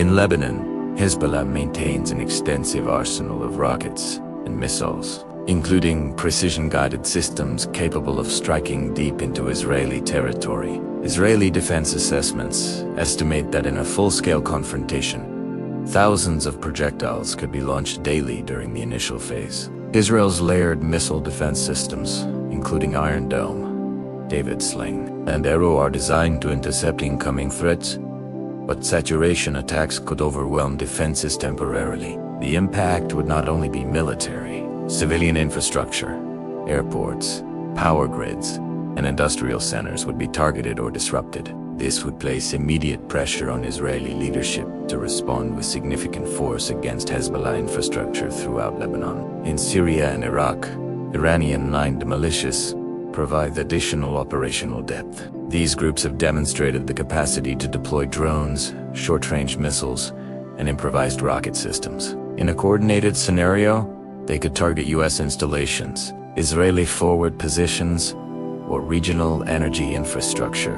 The United States, maintaining troops and assets in both countries, would be compelled to respond to protect personnel. This matters because even limited attacks on American forces could trigger direct US-Iran exchanges beyond proxy containment. The Persian Gulf would represent another critical domain. Iran's naval doctrine relies on isometric capabilities, including fast attack craft, sea mines, anti-ship missiles, and unmanned systems. In a regional war scenario, disruption of maritime traffic through the Strait of Hormuz could be used as leverage. While a complete closure would be difficult to sustain due to international naval presence, even partial disruption could spike global energy prices and trigger international intervention. The economic implications would extend far beyond the region, affecting Europe and Asia directly. Cyber warfare would likely accompany kinetic operations. Infrastructure networks, including financial systems,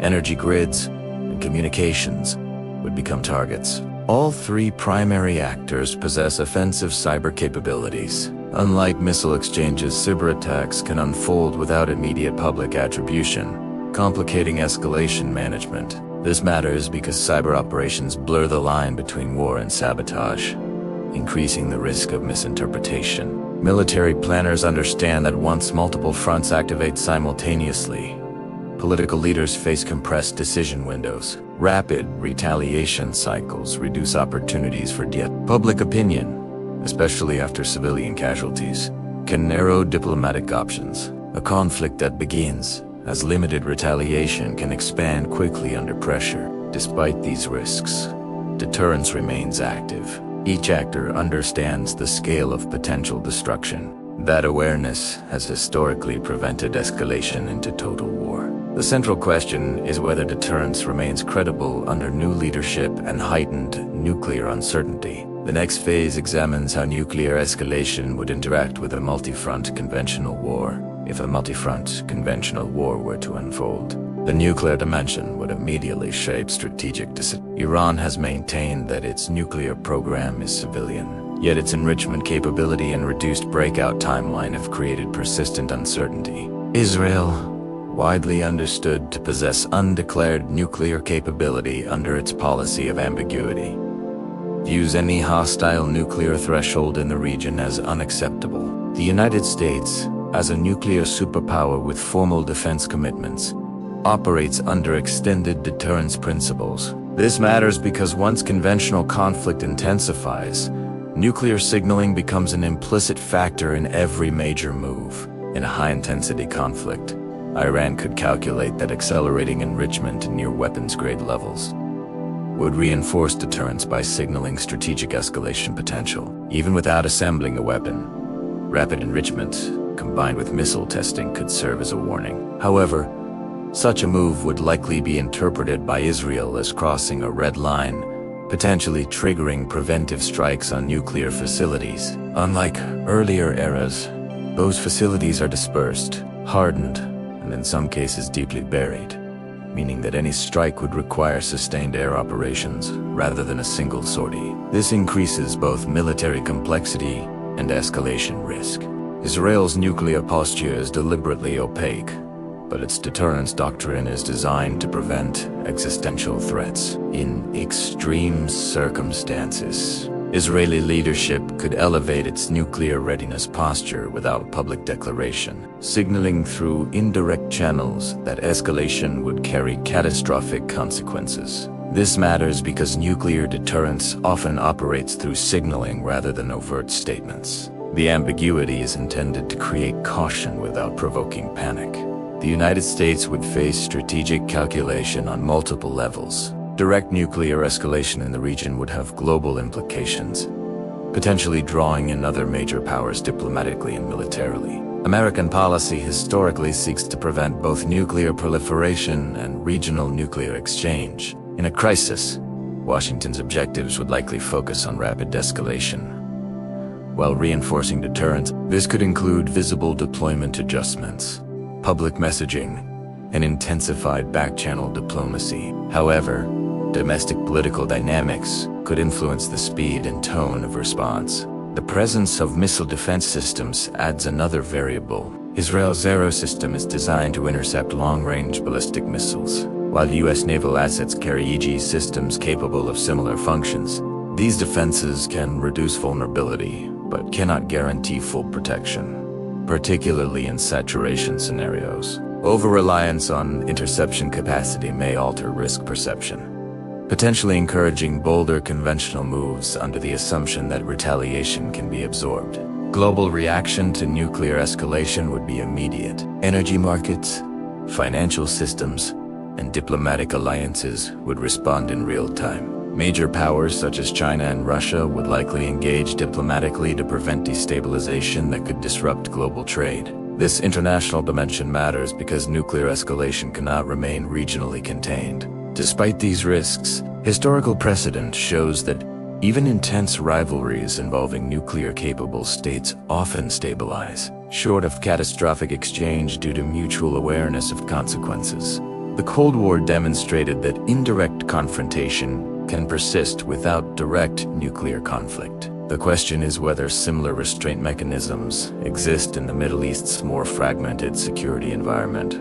The next phase examines how external powers and regional actors could influence de-escalation or unintentionally accelerate confrontation. If confrontation between Iran and Israel expands further, the involvement of external powers would become unavoidable. The Middle East is not an isolated security environment. It intersects directly with global trade routes, energy supply chains, and great power competition. The United States already maintains military infrastructure across the Gulf and Eastern Mediterranean. Russia has an established military presence in Syria. China relies heavily on energy imports that transit through the Strait of Hormuz. This matters because a regional war would rapidly acquire global implications, even if initial exchanges remain geographically limited. The United States would likely take the most immediate operational role among external powers. Beyond protecting Israel and its own regional assets, Washington would coordinate missile defense integration, maritime security operations, and intelligence sharing. In the event of sustained Iranian missile launches or maritime disruption, U.S. naval forces could expand escort missions and anti-missile deployments. However, large-scale ground deployment is unlikely given political and military fatigue from previous prolonged Middle Eastern wars. The American objective would likely center on containment and deterrence rather than regime change. Russia's position would be more complex. Moscow has worked closely with Iran and Syria, yet it also maintains working communication channels with Israel to avoid airspace clashes. In a broader regional war, Russia would likely avoid direct confrontation with Israel but could offer diplomatic backing or logistical coordination to Tehran depending on broader geopolitical alignment. This matters because Russian involvement, even indirectly, complicates West strategic calculations and expands the theater beyond purely regional actors. China's role would likely focus on economic stabilization rather than military intervention. As a major purchaser of Gulf oil, Beijing has strong incentive to prevent disruption in maritime routes. China has expanded diplomatic engagement in the region in recent years, including mediating rapprochement talks between regional rivals. In a crisis scenario, Beijing could leverage economic influence to encourage restraint, particularly if escalation threatens global markets. However, China has historically avoided direct military involvement in Middle Eastern conflicts. European powers would prioritize de-escalation and energy stability. Diplomatic initiatives through the United Nations Security Council would likely intensify. Emergency sessions, ceasefire proposals, and mediation efforts would attempt to freeze hostilities before escalation becomes irreversible. Yet international diplomacy often moves slower than military events, especially when rapid retaliation cycles dominate the first days of conflict. Regional actors would also respond strategically. Gulf states hosting American bases would face heightened vulnerability. Jordan and Egypt, both maintaining peace agreements with Israel, would seek to prevent spill. Turkey would monitor developments closely, balancing its own regional interests. Each government would weigh public opinion, economic risk, and security exposure before choosing public alignment positions. This interconnected response structure increases both restraint and unpredictability. On one hand, global economic interdependence creates incentive for rapid de-escalation. On the other, multiple actors operating simultaneously raise the risk of miscommunication or accidental engagement. The final variable is time. The longer a multi-front confrontation persists, the greater the probability that external actors will shift from diplomatic to operational roles. Whether that shift stabilizes or escalates the conflict depends on coordination. The next phase examines whether deterrence mechanisms can hold under sustained pressure or whether structural fatigue will break the equilibrium. Deterrence in the Middle East has never been a single mechanism. It is a layered system built from fear of retaliation, economic vulnerability, domestic political constraints, and the sheer uncertainty of uncontrolled escalation. For decades, this system has prevented the Iran-Israeli rivalry from turning into sustained full-scale war. Yet deterrence is not permanent. It requires credibility, communication, and restraint, all of which can degrade under pressure. This matters because the current era is defined by compressed timelines and reduced margin for error. One limit is operational tempo. When exchanges happen rapidly, decision-makers have less time to interpret signals and more pressure to respond. Missile launches, drone swarms, and cyber disruptions can occur within minutes or hours. Political leaders then face immediate public scrutiny and security demands. A single successful strike on civilian infrastructure can trigger domestic political pressure for escalation. Even if leaders privately prefer restraint, legitimacy often depends on visible response. This is how deterrence can fail, not through deliberate choice, but through accumulated pressure and reduced room to maneuver. Another limit is fragmentation. Unlike the Cold War's bipolar structure, the Middle East contains state and non-state actors with different incentive structures. Iran may seek calibrated response, but allied militias may act independently to prove relevance or to pursue local objectives. Israel may target specific facilities, but collateral damage can trigger wider reactions. The United States may seek containment, but an attack on American personnel can force direct retaliation. This fragmentation matters because even if the primary actors want to avoid escalation, secondary actors can ignite it. Economic strain is also a limit. Iran's economy remains heavily constrained, making prolonged high-intensity conflict difficult to sustain. Israel's economy is more integrated globally and resilient, but sustained mobilization and infrastructure disruption carry significant cost. The United States can absorb costs at scale, but political tolerance for extended conflict is limited. As pressure accumulates, leaders may choose escalation not because it is optimal, but because they believe delay weakens their position. Deterrence depends on the belief that restraint will not be exploited. Once that belief weakens, escalation becomes more likely. A further limit is the nuclear dimension. Even without declared weaponization, nuclear proximity changes how actors interpret risk. If Israel believes Iran is approaching a threshold that cannot be reversed diplomatically, it may choose preventive action. If Iran believes its leadership and critical infrastructure are targets, it may accelerate nuclear capability for deterrence. This feedback loop matters because it can convert strategic ambiguity into a trigger rather than a stabilizer. Despite these limits, deterrence is held through repeated crises for one primary reason. All sides understand that full-scale war would be massively destructive and uncertain. Iran could inflict significant damage through missiles and proxies. Israel could inflict devastating damage through air power and intelligence-driven targeting. The United States could amplify Israel's defensive and offensive capacity dramatically. None of these outcomes guarantee quick victory. All carry long-term consequences. That mutual awareness is the core stabilizer.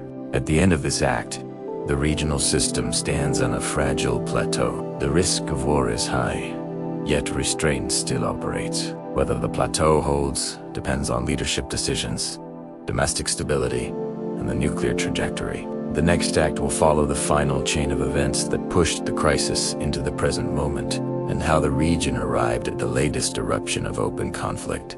The immediate chain of events that led to the latest eruption of open conflict did not begin with a single missile launch, but with a sequence of escalating incidents that compressed diplomatic space. In the months following Iran's leadership transition, intelligence reports indicated accelerated coordination between Iranian military planners and regional allied groups. Missile transfers, drone technology exchanges, and joint training exercises increased in frequency. Israel interpreted these movements as preparation for a future saturation attack scenario. This mattered because Israeli doctrine prioritizes preemptive disruption when intelligence signals suggest that adversaries are moving from posture to preparation. The triggering incident occurred when a coordinated strike targeted Israeli military infrastructure in the north, combining long-range missiles launched from Iranian territory with drone swarms, originating from Allied positions in Syria and western Iraq. While many projectiles were intercepted, several penetrated defense layers, causing significant damage to logistics facilities and resulting in casualties among military personnel. Iranian state messaging framed the strike as calibrated retaliation for previous Israeli operations. Israeli leadership described it as an act of direct aggression that crossed established red lines. The scale and coordination of the strike altered strategic perception. Previous exchanges had involved limited salvos or isolated targets.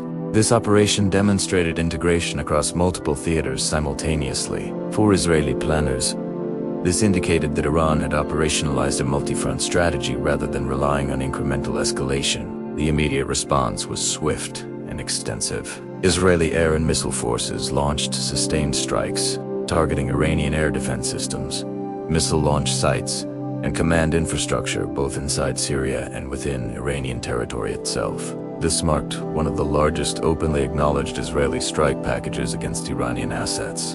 The United States, observing the rapid expansion, moved to reinforce regional bases and maritime assets. Public statements emphasized support for Israel's right to defend itself while urging proportionality. Privately, American officials engaged in urgent consultations with Gulf partners and European allies to assess escalation risk. The concern was not limited to bilateral confrontation. Intelligence assessments suggested that Hezbollah's full entry into the conflict could dramatically expand missile volume and overwhelm defensive capacity. Preventing that escalation became a central objective. Inside Iran, leadership faced immediate pressure to respond decisively. Domestic audiences expected strength following the supreme leader's death and previous exchanges. However, direct sustained confrontation risked drawing the United States fully into combat operations. Military planners weighed missile capacity, air defense resilience, and the survivability of key infrastructure. Iran launched additional salvos, targeting Israeli military airfields, and signaled readiness to expand operations. If strikes continued, the conflict had now moved beyond controlled signaling. Multiple high-intensity exchanges occurred within days. Casualty figures rose on both sides. Air defense systems operated continuously. Civil defense protocols were activated across Israeli urban centers. Regional airspace closures disrupted civilian aviation. This moment differed from previous crises because escalation thresholds had already been lowered. Leadership succession shock, nuclear uncertainty, and alliance consolidation had compressed tolerance margins. The region was no longer managing isolated retaliation.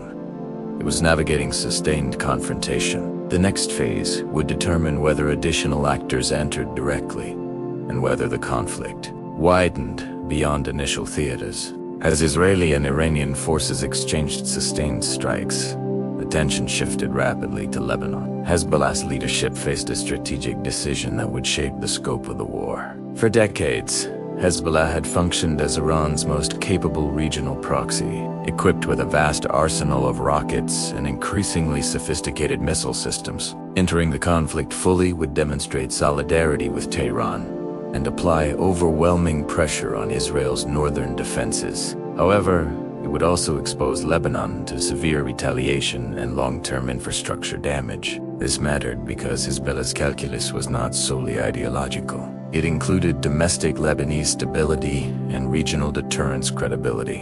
In the initial days, following the large-scale Israeli strikes on Iranian targets, Hezbollah limited its actions to controlled rocket launches and anti-tank missile attacks along the border region. These operations were calibrated to signal involvement without triggering immediate all-out war. Israeli forces responded with counter-battery fire and airstrikes against launch positions. Casualties began to rise on both sides of the border. Civilian populations in northern Israel and southern Lebanon activated shelter protocols, recalling previous conflicts, but on a broader scale. The turning point came when Israeli intelligence indicated preparations for precision-guided missile launches, targeting major Israeli urban centers. Israeli leadership assessed that allowing such systems to be deployed would significantly alter the strategic balance. Preemptive strikes were authorized against storage facilities and command nodes deeper inside Lebanese territory. These strikes caused extensive damage and prompted Hezbollah to escalate beyond border skirmishes. Large rocket barrages were launched toward multiple Israeli cities, stretching air defense systems across a wide geographic area. The volume of projectiles marked a shift from symbolic engagement to operational war. While interception systems neutralized many incoming threats, the saturation effect resulted in infrastructure damage and casualties. Israel expanded its air campaign, targeting not only launch sites but also logistics corridors and communication networks associated with Hezbollah operations. The intensity of strikes raised concerns about wider Lebanese state stability, though the Lebanese government itself remained largely sidelined in operational control. Iran's coordination role during this phase was strategic rather than tactical. While direct Iranian missile launches continued intermittently, Tehran appeared to allow Hezbollah operational autonomy within broad strategic guidelines. This layered engagement increased complexity for Israeli planners. Simultaneous threats from Iranian territory and Lebanese front lines required resource redistribution and rapid adaptation. The United States increased naval deployments in the eastern Mediterranean, signaling deterrence against broader expansion. Washington's objective was to prevent the conflict from drawing in additional regional actors such as Syria or militias in Iraq at full capacity. Diplomatic outreach intensified through European intermediaries, aiming to contain escalation to current theaters. The Northern Front transformed the confrontation into a sustained, multi-theater conflict. Casualty figures mounted. Economic activity slowed significantly across affected regions. Global markets responded to prolonged instability. At these test days, the conflict had moved beyond rapid retaliation cycles. It had become a structured war with multiple active fronts. The next phase would determine whether Iraqi and Gulf theaters would fully ignite, and whether U.S. forces would shift from defensive posture to direct engagement. As fighting intensified between Israel and Hezbollah, pressure expanded eastward into Iraq and southward toward the Persian Gulf. Iranian militias in Iraq increased the frequency and scale of drone and rocket attacks, targeting facilities hosting American personnel. Unlike previous harassment operations, these strikes were coordinated with broader escalation timelines, suggesting synchronization rather than opportunistic action. This mattered because the United States had repeatedly stated that direct harm to its forces would trigger proportional retaliation. The margin for ambiguity narrowed significantly. Several Iraqi bases housing coalition troops came under sustained drone assault, while air defense systems intercepted many incoming threats. A small number penetrated, causing injuries and infrastructure damage. Washington responded with targeted airstrikes against militia command centers and weapons depots. The strikes were described publicly as defensive and limited. However, intelligence assessments indicated that some targeted facilities maintained logistical connections to Iranian advisory networks, even if not declared as direct action against Iran. The operational link was understood. The triangular confrontation was tightening. In, para, el. Maritime incidents escalated in the Persian Gulf. Commercial vessels reported harassment by fast attack craft, and at least 2 tankers experienced explosive damage under disputed circumstances. Insurance premiums for shipping through the Strait of Hormuz surged.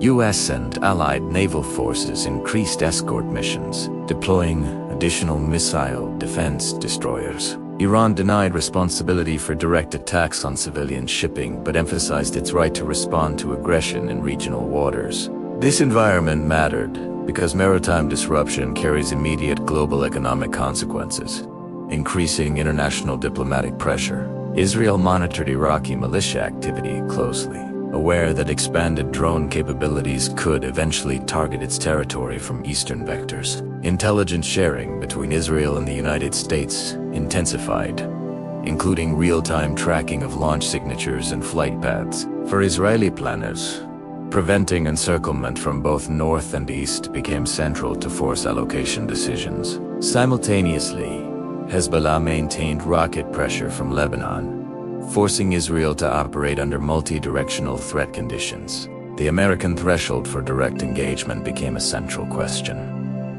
U.S. leadership sought to avoid full-scale war with Iran while maintaining credibility. Additional carrier strike groups were positioned within operational range. Strategic bombers conducted visible deterrence flights. Public messaging emphasized that any attack causing American fatalities would result in significant response. This signaling aimed to stabilize deterrence without crossing into offensive expansion. Inside Iran, leadership faced simultaneous pressures. Continued militia activity increased leverage, but also risked triggering broader American retaliation. Economic strain deepened as energy exports fluctuated and internal infrastructure required repair from Israeli strikes. The leadership's challenge was maintaining strategic pressure while preventing escalation that could threaten regime stability. The regional conflict now spanned Israel, Lebanon, Syria, Iraq, and maritime corridors. Casualties accumulated across multiple fronts. Civil defense systems remained active continuously. Diplomatic efforts intensified, but battlefield momentum often outpaced negotiation time. The next development would determine whether the United States would shift from reactive posture to sustained direct operations, a decision that could redefine the war's scope entirely. The decisive shift occurred after a coordinated drone and missile strike struck a facility hosting U.S. personnel in western Iraq, resulting in confirmed American fatalities. Until that moment, Washington had maintained a posture of calibrated retaliation, seeking to avoid direct state-to-state war with Iran, while containing proxy activity. The loss of American lives altered that calculus. Public and congressional pressure mounted immediately, demanding a response that would restore deterrence credibility. This mattered because U.S. involvement at a higher operational level would transform a regional multi-front war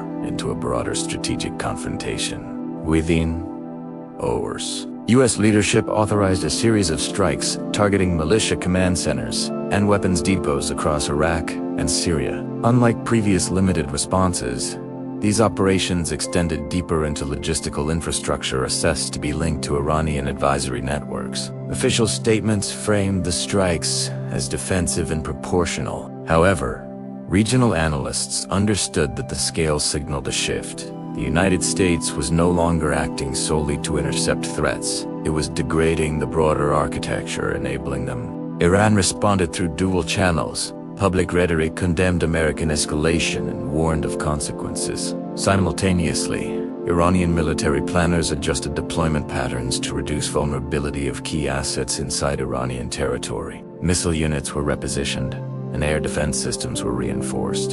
Tehran avoided immediate large-scale direct retaliation against U.S. bases, suggesting strategic caution. This restraint mattered because it indicated awareness that direct state-to-state war with the United States would carry unpredictable consequences. Israel continued sustained operations against Hezbollah and Iranian-linked infrastructure in Syria, though strike tempo began to stabilize rather than escalate. Israeli leadership publicly welcomed U.S. action as reinforcing deterrence, but remained cautious about overextension. Civilian impact across northern Israel and southern Lebanon remains severe, with infrastructure damage and displacement on both sides of the border. Diplomatic activity intensified rapidly. European governments pressed for immediate ceasefire frameworks. Gulf states, concerned about prolonged maritime instability, engaged in indirect communication with Tehran and Washington. Reports indicated that factional negotiations explored phased de-escalation, reduction of rocket fire, suspension of certain strike patterns, and maritime security guarantees. None of these proposals were immediately formalized, but their existence signaled recognition that escalation had reached a critical ceiling. Global markets reflected that assessment. Oil prices, which had surged during peak exchanges, began stabilizing as it became clear that full closure of maritime routes was unlikely. Financial systems adjusted to sustained but contained instability rather than catastrophic disruption. This economic stabilization reduced immediate international pressure for drastic intervention but maintained urgency for diplomatic resolution. By the end of this phase, the conflict had entered a defined but volatile state. Direct exchanges between Iran and Israel had occurred. Hezbollah had engaged at high intensity. The United States had crossed from reactive containment into structured operational response. Yet total war had not erupted. Deterrence had been damaged but not destroyed. The war had reached its present configuration. Active, multi-front, partially contained, and politically unstable. What remains uncertain is whether current escalation efforts will succeed, or whether accumulated mistrust will trigger another surge. The present war between Iran, Israel, and the United States did not emerge from a single decision or a single incident. It is the cumulative result of nearly 8 decades of shifting alliances, ideological transformations, proxy warfare, nuclear ambiguity, and calibrated deterrence. From Iran's early cooperation with Israel during the Shah's era to the rupture created by the 1979 Islamic Revolution, the rivalry evolved step by step. Each stage introduced new mechanisms of conflict. First came ideological hostility and diplomatic rupture. Then came proxy confrontation through Lebanon and Gaza. Later came nuclear tension, cyber warfare, and targeted assassinations. Finally, the death of Iran's supreme leader removed a long-standing stabilizing figure and compressed escalation thresholds further. At each turning point, leaders made decisions shaped by domestic pressure, strategic calculation, and perceived threats. Iran chose asymmetric warfare after the costly Iran-Iraq War. Israel adopted preemptive doctrine to prevent hostile capabilities from maturing. The United States alternated between diplomatic containment and economic pressure while maintaining regional military presence. None of these policies were static. They adjusted in response to previous crises, often creating unintended consequences. The 2003 invasion of Iraq, for example, removed a major Iranian adversary, but expanded Tehran's regional influence. The 2015 nuclear deal temporarily reduced nuclear tension, but intensified debate over long-term deterrence. The 2018 withdrawal from that agreement reintroduced uncertainty and accelerated enrichment. The structural pattern is consistent. Each attempt to restore balance introduced new variables. Proxy networks multiplied. Missile technology improved. Cyber capabilities expanded. Alliance systems hardened. By the mid-2020s, escalation cycles shortened. The killing of Qassem Soleimani lowered thresholds for targeting high-ranking officials. The death of the supreme leader eliminated a central authority figure at a moment of nuclear ambiguity. The triggering incident that began the present war was not an anomaly. It was the product of accumulated mistrust and reduced tolerance margins. The current conflict demonstrates both the resilience and fragility of deterrence. Resilience, because despite intense exchanges, nuclear escalation has not occurred and regional collapse has been avoided. Fragility, because the margin for miscalculation has narrowed dramatically. Missile defense systems intercept but cannot eliminate risk. Economic interdependence discourages prolonged war but does not prevent it. Leadership transitions create opportunity but also instability. The strategic environment now operates under compressed equilibrium. All parties have demonstrated capability. None have achieved decisive advantage. Domestic political systems in each country are absorbing pressure while signaling resolve. International actors are engaged diplomatically but cautiously, aware that heavy-handed intervention could complicate alignment patterns further. Understanding how the region reached this point clarifies one central reality. The present war is not sudden, it is structural. It reflects long-term shifts in power, ideology, and deterrence logic that have been building for decades. The final question is whether this structure can stabilize, or whether it will produce another cycle of escalation in the near future. Looking forward, the trajectory of this conflict depends on three measurable variables: nuclear policy decisions, alliance cohesion, and domestic stability within the primary actors. If Iran chooses to accelerate nuclear enrichment toward explicit weapons capability, Israel will likely interpret that as a crossing of red lines, increasing the probability of preventive strikes. If Iran maintains threshold ambiguity while reducing overt escalation, diplomatic channels may reopen incrementally, even without formal reconciliation. The nuclear file remains the most sensitive trigger because it compresses timelines and alters deterrence logic instantly. Alliance cohesion is the second variable. Israel's expanding regional coordination strengthens its defensive capacity, but also ties additional actors to its security outcomes. The United States' commitment remains central. Sustained American engagement reinforces deterrence, while reduced presence could alter calculations in Tehran and Jerusalem alike. Gulf states will continue balancing deterrence with economic preservation. Their decisions influence airspace access, intelligence sharing, and maritime security. If alliance networks hold steady, escalation may remain contained. If fractures appear, risk increases. Domestic stability inside Iran is equally critical. Economic strain, generational political shifts, and the consolidation of authority under new leadership will shape external posture. Historically, states under pressure sometimes adopt assertive foreign policy to reinforce internal unity. However, prolonged conflict can deepen domestic vulnerability. Israeli domestic politics also influence strategic tempo, particularly in response to civilian casualties. In the United States, electoral cycles and congressional debates shape the scale of involvement. Leadership choices in each capital will determine whether restraint or escalation prevails. Technological evolution will continue shaping risk. Missile precision, drone proliferation, and cyber capabilities reduce warning time and increase potential for surprise. Crisis communication mechanisms must operate faster than in previous decades.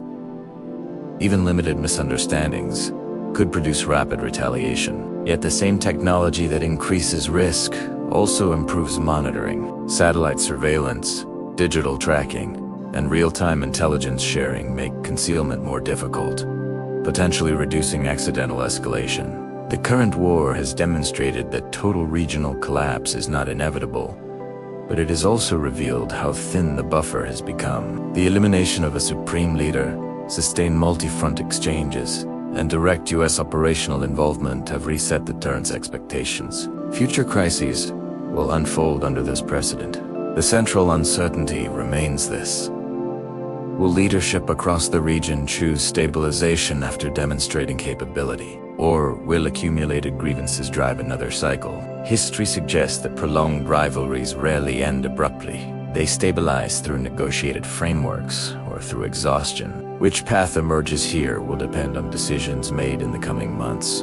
If you found this full historical breakdown valuable, make sure to like this video and subscribe for more long-form, factual analysis of major global conflicts. In the comments, tell me where you're watching from and what time it is there. And also, share your view. Was there a moment in this history when the conflict could have been permanently diffused? Or was escalation always likely? This is the story of how the region arrived here, and why what happens next will shape global stability far beyond the Middle East.